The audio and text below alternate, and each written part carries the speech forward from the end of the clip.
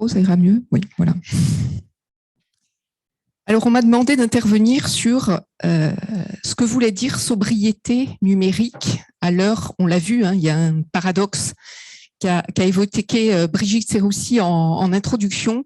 Donc, qu'est-ce que veut dire la sobriété numérique à l'heure où le numérique se déploie à grande échelle? On l'a vu avec la feuille de route du numérique en santé il y a quelques années et ça continue.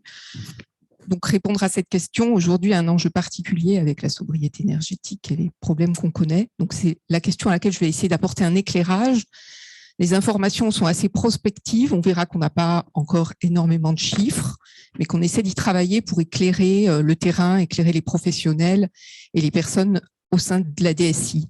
Donc là, on va se focaliser plus particulièrement sur le numérique de santé, et en particulier le numérique des établissements de santé, puisque c'est ce qui nous rejoint aujourd'hui.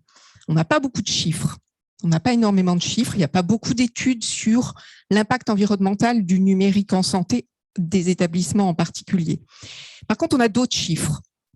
On sait par exemple, et c'est le Shift Project, on les a souvent cités, ils font un travail remarquable. Le Shift Project nous a récemment dit dans une étude de 2022 que la santé, donc toute la santé, tout le secteur de santé en France émet 8% des gaz à effet de serre français. On sait par ailleurs, et c'est toujours le Shift Project qui nous le dit, que le numérique, tout secteur confondu, pas uniquement la santé, là, ça varie un peu selon les études. Le dernier chiffre du Shift Project, c'est 3,5%. Donc, le numérique serait responsable au niveau mondial de 3,5% des émissions de gaz à effet de serre. Ici, on parle que de l'impact gaz à effet de serre, parce que c'est un chiffre qui parle à tout le monde. Voilà, donc on connaît ces deux chiffres. Maintenant, le numérique en santé, c'est beaucoup plus complexe que l'intersection des deux patates, ici, hein, puisqu'il ne faut pas compter les choses deux fois. La santé, c'est particulier, on le verra, il y a des équipements très spécifiques. En tout cas, ce qu'on sait, c'est que ce secteur du numérique, il est en train d'évoluer, il subit une inflation.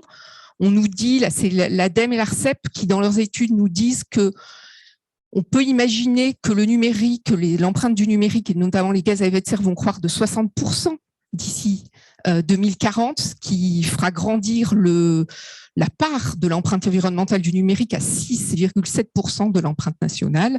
Donc, c'est pas rien. Et en santé, ça a une résonance particulière, puisque à l'heure du déploiement du numérique en santé, on imagine que là aussi, le numérique en santé va croître et que sa part dans l'impact environnemental global de la France va croître.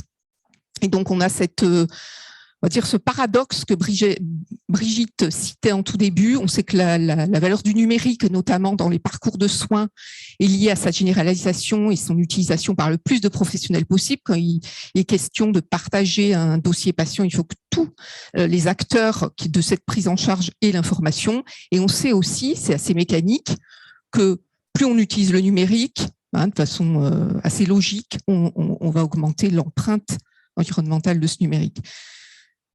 Alors, on va essayer, parce que si on veut agir, il faut connaître l'impact, on va essayer de caractériser ce qui se trouve dans cette intersection, c'est-à-dire l'impact du numérique en santé. Avant ça, puisque c'est ce qu'on connaît le plus, c'est l'impact du numérique pour bien comprendre les sources, les leviers et ce qui se joue derrière cet impact du numérique en santé. Et on va commencer par rappeler que le numérique n'est pas immatériel, contrairement à ce qu'on peut penser, parce que c'est véhiculé dans un certain nombre de vocabulaire informatique. On parle de digitalisation, mais de virtuel, de machines virtuelles, de dématérialisation. Donc, on a l'impression qu'il n'y a plus aucun impact, que c'est transparent et que c'est pas cher. Mais en fait, un service, on le sait, il tourne sur un certain nombre de machines, d'équipements. Ça va de l'équipement de l'utilisateur, donc le PC, la tablette, le téléphone portable et compagnie, l'écran, jusqu'au serveur qui va délivrer l'information, la donnée, rendre le service, en passant par toute la chaîne des équipements réseau. Tous ces équipements, ils vont produire un certain nombre de pollutions, en tout cas d'impacts environnementaux qu'on a cités ici, qui sont les principaux pour le numérique. Donc, ça va être l'utilisation de ressources abiotiques, c'est-à-dire de métaux. On sait qu'un Un ordinateur, notamment, est un assemblage d'un certain nombre de puces, de composants électroniques qui eux-mêmes contiennent un certain nombre de métaux plus ou moins rares et que pour les extraire, il faut, comme ils sont très dilués dans les roches ou dans l'écorce terrestre, il va falloir éliminer et utiliser un certain nombre de terres, souvent de façon très conséquente, pour extraire les métaux qui vont constituer les puces. C'est pour ça que l'impact environnemental au niveau de cet indicateur des matières premières nécessaires est très important. On le voit ici, ici c'est des chiffres qui viennent du Green IT, que pour fabriquer un ordinateur de 2 kg, il aura fallu mobiliser 800 kg de matières premières. Donc, c'est quand même assez flagrant. Quand on multiplie par le nombre d'ordinateurs, smartphones et compagnie qui sont déployés dans toutes les organisations et chez le patient, on imagine que ça fait beaucoup. Un deuxième indicateur qu'on utilise pour l'empreinte environnementale du numérique, c'est la consommation d'eau, et notamment l'eau facilement captable par l'homme. Et puis l'indicateur qu'on a l'habitude de manier et dont on a parlé beaucoup jusqu'à maintenant, c'est le réchauffement climatique qui est dû à l'émission de gaz à effet de serre. On a également l'énergie primaire consommée, là ça résonne particulièrement avec l'actualité de sobriété énergétique. On a l'habitude, pour donner une idée sur l'impact du numérique sur les émissions de gaz à effet de serre, que le numérique émettrait 2 fois plus que le secteur aérien. Ces chiffres, c'est surtout pour faire réagir et pour faire prendre conscience du fait que tout ça, c'est pas immatériel. Ça, c'est vrai pour le numérique. En santé, ça va être un petit peu différent. La chose qu'il faut retenir ici, c'est que les différents matériels, équipements dont on a besoin en numérique et qui font le numérique et le digital, ils vont émettre tout au long de leur cycle de vie, c'est-à-dire quand on les fabrique, où ils vont utiliser beaucoup de ressources abiotiques, et puis également de l'énergie, et émettre des gaz à effet de serre quand on les fabrique. Ensuite, ils continuent à avoir un impact quand on les utilise. C'est ce qu'on disait en introduction, avec l'introduction de l'ARCEP. Donc, quand on les utilise, forcément, ça utilise de l'énergie. Cette énergie, elle est plus ou moins décarbonée selon où elle est produite. Donc, on va avoir des émissions de gaz à effet de serre. Et puis, quand on utilise un service, on sait que derrière, il peut y avoir des data centers, du cloud qu'il va falloir refroidir. Ça peut utiliser de l'eau et aussi beaucoup d'énergie.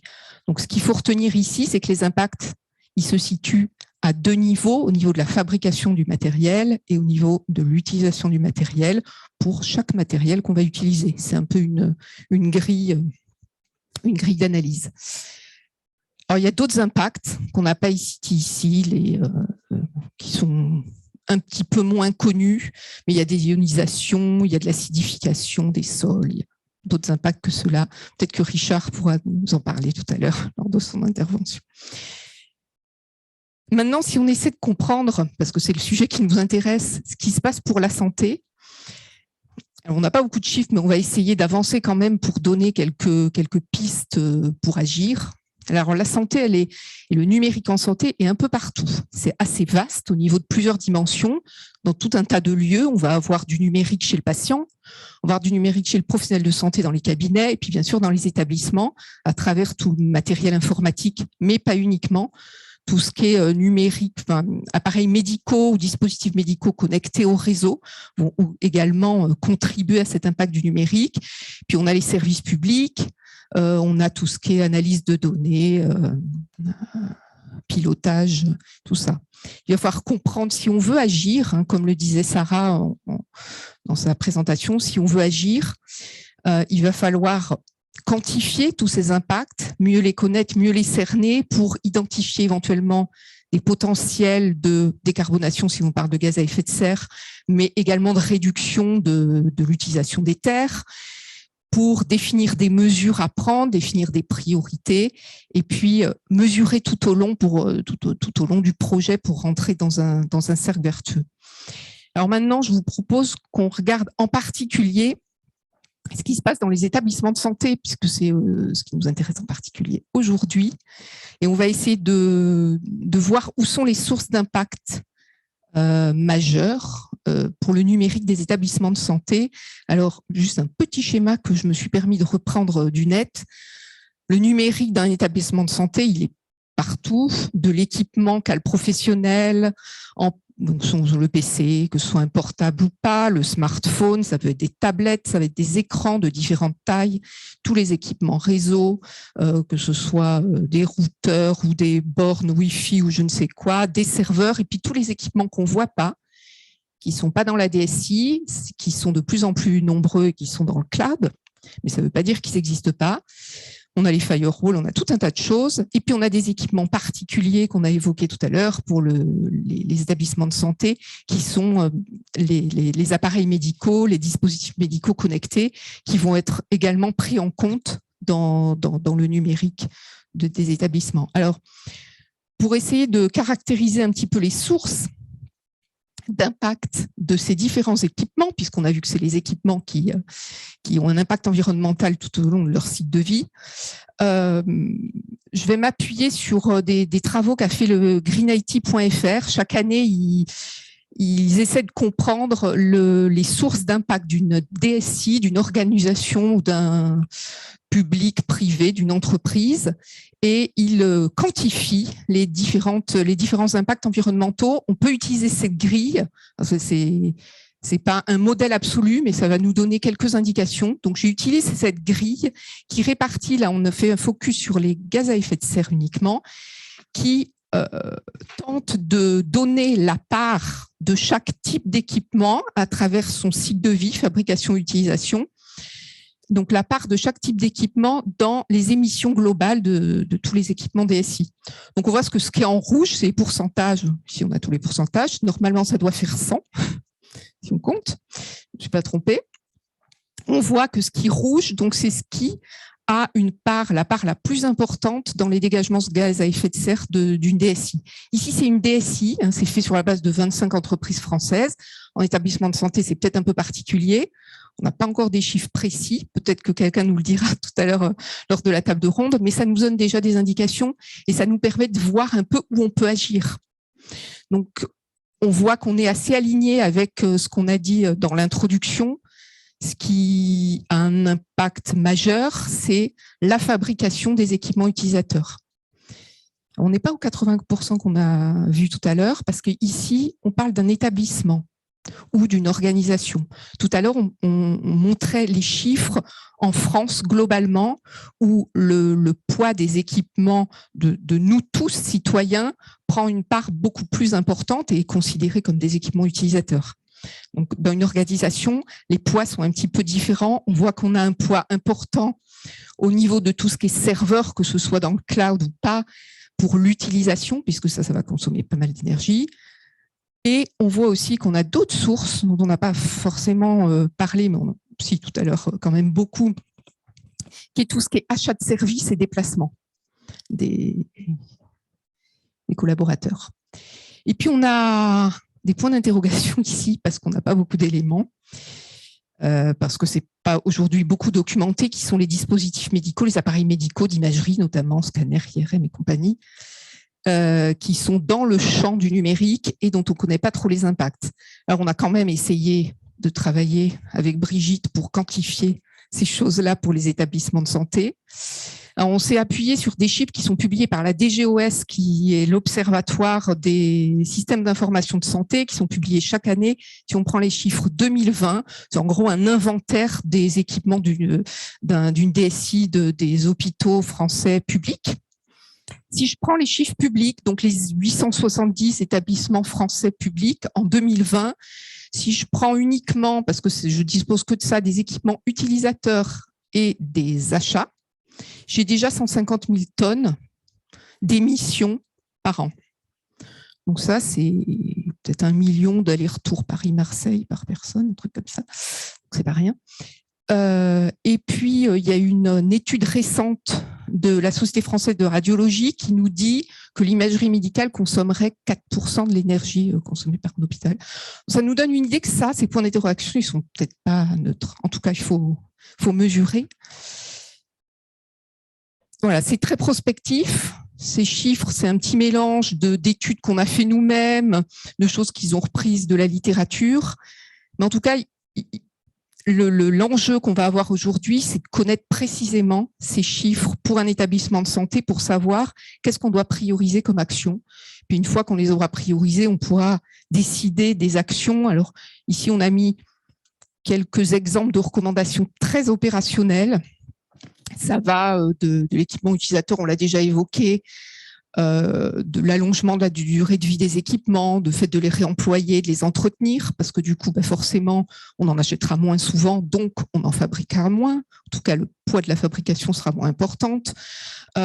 Pour les impressions, utiliser du papier recyclé. Pour tout ce qui est hébergement, que ce soit des centres informatiques ou du cloud, choisir un hébergement français, tout simplement parce que l'électricité en France est produite avec un petit peu moins de CO2. Pour tout ce qui est dispositifs connectés, on pourra également, comme les équipements utilisateurs, essayer d'augmenter la durée de vie. Peut-être, on a évoqué des mesures de ce type-là, éteindre les consoles quand elles ne sont pas utilisées. Ça peut avoir un impact sur l'utilisation, donc la consommation d'énergie. Puis on a tout un tas comme ça de mesures, mais qui sont finalement assez opérationnelles. Pour pouvoir les définir plus précisément, il faut connaître précisément les sources d'impact dans une DSI. Or, aujourd'hui, on n'a pas forcément beaucoup d'infos. Et ce qu'on sait, c'est que les bilans carbone, il y a beaucoup d'établissements aujourd'hui qui réalisent des bilans carbone. Ils s'arrêtent parfois au scope 1 et 2 parce que le scope 3 n'est pas obligatoire. Or, c'est ce que j'ai mis en blanc ici. Si on ne prend pas en compte le scope 3, on masque tout un tas de sources d'impact qui sont en fait le scope 3, pour rappel, dans le bilan carbone, c'est tout ce qui est immobilisation et achat, et puis déplacement des collaborateurs. Donc, si on ne se penche pas sur ce scope 3, on passe à côté de tout un tas de sources. Donc, une des premières, peut-être, recommandations, ce sera de mesurer. Mais au-delà des recommandations très opérationnelles dont on a parlé tout à l'heure, ce qu'il faut pour inscrire ces démarches de sobriété numérique dans la durée, c'est bien sûr les inscrire dans un niveau stratégique, impliquer, on l'a déjà beaucoup dit, mais tous les acteurs de l'écosystème, tous les acteurs, toutes les directions au niveau d'une organisation ou d'un établissement, donc pas uniquement la DSI, hein, bien sûr. Et puis agir sur tout le cycle d'un projet, de l'expression du besoin jusqu'à la fin de vie d'un service. Donc, c'est ce qu'on a essayé d'indiquer dans des recommandations qui ont été publiées il y a maintenant 1 an et demi par le ministère dans un rapport qui est relatif à la sobriété du numérique en santé et qui émet quelques recommandations, bien sûr, à inscrire dans une démarche plus globale et plus stratégique. Donc, on va avoir des recommandations qui sont ici on est un petit peu plus foncé, qui sont spécifiques aux organisations et qui se situent à tous les niveaux de la vie d'un projet dans un établissement ou dans une DSI, on va dire, la conception du service ou avant de recourir à un service, en passant par l'obsolescence des équipements ou même du service numérique, en passant par l'utilisation. Il y a un certain nombre de recommandations, dont certaines que j'ai déjà citées tout à l'heure. Je ne vais pas les citer toutes forcément ici. En tout cas, ce qui sous-tend toutes ces recommandations, c'est des logiques qu'on a évoquées également. Donc, tout ça, c'est un peu de la redite, qui sont des logiques habituellement utilisées dans le monde de la santé, qui vont être favoriser une logique de bénéfice-risque. Finalement, on l'a vu, même si c'est un risque diffus sur la santé humaine, le numérique et les impacts du numérique font porter un risque sur la santé humaine. Ce risque, il doit être pris en compte, évidemment. Il n'est pas porté directement par l'individu qui va avoir recours à ce numérique ou au patient pour lequel on va utiliser le service numérique. Il est plus diffus, donc plus difficile à faire comprendre, mais il existe quand même. Rentrer dans cette logique de bénéfice-risque, finalement, c'est aussi admettre qu'il faut peut-être prioriser prioriser les services qu'on veut déployer ou la façon dont on va les déployer, ou prioriser dans le temps ce qu'on va faire. Dans les logiques aussi du monde de la santé, on l'a évoqué aussi, c'est la pertinence des soins, ou en tout cas faire en sorte d'éviter ces redondances de bilan, d'imagerie pour naturellement avoir un peu moins recours au numérique. Ça, c'est aussi un levier qui peut aider et auquel les établissements sont habitués. Dans les autres principes et logiques et leviers, on parle d'éco-conception, on a parlé tout à l'heure d'éco-soins qui est un peu dans cette même veine, et puis de réemploi au moment de la fin de vie des équipements. Pour aller un petit peu plus loin, parce qu'on n'a pas le temps de tout dire aujourd'hui, j'ai sélectionné ici quelques études et quelques rapports de référence qui sont récents. Alors, on ne peut pas tout citer, donc j'ai sélectionné soit ceux qui concernent uniquement le numérique et qui donnent des bonnes idées pour comprendre ce que c'est l'impact environnemental du numérique en santé et comment on peut agir en donnant quelques recommandations et quelques bonnes pratiques. Et j'ai sélectionné aussi certains rapports qui parlent de la santé en particulier. C'est finalement assez peu traité, mais il y a quelques guides sectoriels, et dont le guide de la SFR que j'ai cité ici. Donc, je vous invite à aller les regarder. Avant de terminer, peut-être de prendre quelques questions, je voulais vous parler d'une initiative que Brigitte a citée en introduction, qui est l'éco-score, ou en tout cas le calculateur de l'impact environnemental des systèmes d'information hospitaliers, qui va rentrer dans une phase pilote qui a été conçue et développée avec greenIT.fr et qui sera proposée par le ministère de la Santé et de la Prévention, et qui va permettre aux établissements de santé, aux DSI des établissements de santé, de calculer les impacts environnementaux du numérique, de l'établissement, avec deux indicateurs principaux dont on a parlé tout à l'heure, les émissions de gaz à effet de serre et la consommation de matières premières. Et ce sera calculé sur un périmètre assez complet, même si aujourd'hui, il n'y a pas encore les dispositifs médicaux connectés, mais on espère bien que ça viendra un jour. Donc, on prend en compte toutes les activités de la LSI, les transports, les locaux, les collaborateurs achats, puis les équipements qu'on a vus tout à l'heure dans la chaîne des équipements d'une DSI. Ça pourra apporter des informations concrètes pour savoir justement par rapport à la grille de tout à l'heure où se situent les impacts et finalement qu'est-ce qu'il faut prioriser. Et puis ça rentrera dans le référentiel Maturin de qualité des SIH. Voilà, je voulais terminer en citant le vœu de Dominique Pont et Laura Letourneau dans le rapport qui a été publié il y a 1 an et demi par le ministère, qui, en quelques mots, dit que la solution, c'est pas d'arrêter d'utiliser le numérique. On ne va pas renoncer aux services numériques, on ne veut pas renoncer aux bénéfices qui est apporté par le numérique. C'est un petit peu la réponse à la première question, enfin la question qui a été posée en tout début pour cette intervention. Donc la solution, la sobriété numérique, ça ne veut pas dire renoncer aux bénéfices rendus, mais il va falloir parfois faire un choix et se poser la question du besoin avant d'y répondre tout de suite sous forme de numérique, et surtout lutter contre toute forme de numérique inutile. Merci.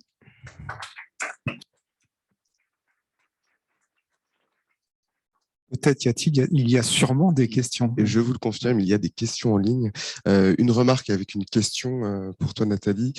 Il est un peu malheureux que les nouveaux projets du ministère, Ma Santé 2022, Health Data Hub, etc., prennent le sujet de l'écologie, de la sécurité du numérique a posteriori, plutôt que de mettre ces contraintes dans les spécifications. Et la question est, n'est-ce pas une aberration écologique de dupliquer plusieurs fois les données de santé dans le DMP, SIH, HDH, etc.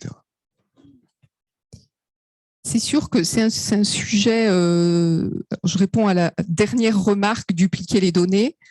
Alors, dupliquer les données, en effet, la volonté et l'objectif, c'est pas de dupliquer les données, et l'interopérabilité est là aussi pour éviter de dupliquer les données dans tous les systèmes. Donc, chez le professionnel de ville, dans l'établissement, chez le patient et dans le DMP.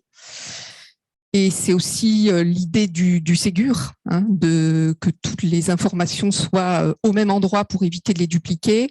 On travaille en ce moment, on a l'idée de travailler, c'est tout naissant, sur l'impact bénéfique, de chiffrer l'impact de l'interopérabilité justement et de jouer le jeu de l'interopérabilité pour éviter de dupliquer les données et voir quel impact, quel bénéfice ça peut avoir en matière de réduction des impacts environnementaux. Alors le sujet est arrivé dès le début de la feuille de route, puisque ce sujet de développement durable pour le numérique s'inscrit dans la feuille de route. Après, les calendriers font que parfois, en effet, il y a des systèmes qui existent déjà et au niveau public et qui malheureusement n'appliquent pas encore toutes ces règles que l'on peut imposer dans un certain nombre de référentiels. Et je pense par exemple au référencement des applications web et mobiles dans mon espace santé, mais on travaille bien à appliquer les règles qu'on est en train de définir et qu'on impose. C'est bien l'objectif, être exemplaire. On ne peut pas se contenter d'imposer ça aux autres et aux éditeurs et pas l'appliquer à soi.